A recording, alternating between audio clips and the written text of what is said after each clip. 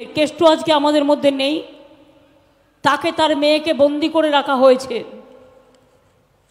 কিন্তু তা সত্ত্বেও আমি মনে করি, দেখবেন ইলেকশনের পর ছেড়ে দেবে, ইচ্ছা করে রেখে দেওয়া হয়েছে যাতে সে তৃণমূল করতে না পারে, ইলেকশনের আগে বেরোতে না পারে।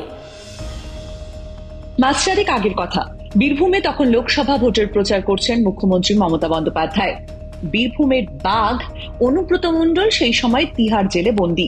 একাধিক প্রচার সভায় মুখ্যমন্ত্রীর বক্তব্যে বারবার উঠে এসেছে কেষ্ট নাম।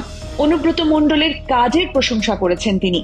পাশাপাশি মমতা বন্দ্যোপাধ্যায় এও জানিয়েছেন যে নির্বাচনের পর অনুব্রত মণ্ডলকে ছেড়ে দেওয়া হবে।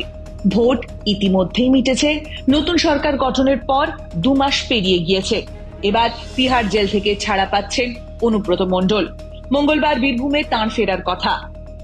এদিকে ওই দিনই বীরভূমে প্রশাসনিক সভা রয়েছে মুখ্যমন্ত্রী মমতা বন্দ্যোপাধ্যায়। তাহলে কি কেষ্টর সঙ্গে দেখা করবেন মুখ্যমন্ত্রী? এমন প্রশ্নই ঘুরপাক খাচ্ছে রাজনৈতিক মহলে। মুখ্যমন্ত্রী মমতা বন্দ্যোপাধ্যায় প্রশাসনিক সফর শুরু করেছেন। সোমবার পূর্ব বর্ধমানে প্রশাসনিক বৈঠক করবেন মুখ্যমন্ত্রী।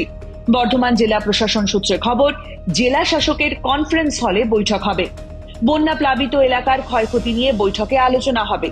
প্রশাসনিক বৈঠক শেষে দুর্গাপুর যাবেন মুখ্যমন্ত্রী, সেখানে রাতে থাকবেন। পরদিন অর্থাৎ মঙ্গলবার বীরভূমের উদ্দেশ্যে রওনা দেবেন মুখ্যমন্ত্রী, সেখানেও একটি প্রশাসনিক বৈঠক করবেন তিনি। উল্লেখ্য, সোমবারই তিহার জেল থেকে ছাড়া পেতে পারেন অনুব্রত মণ্ডল।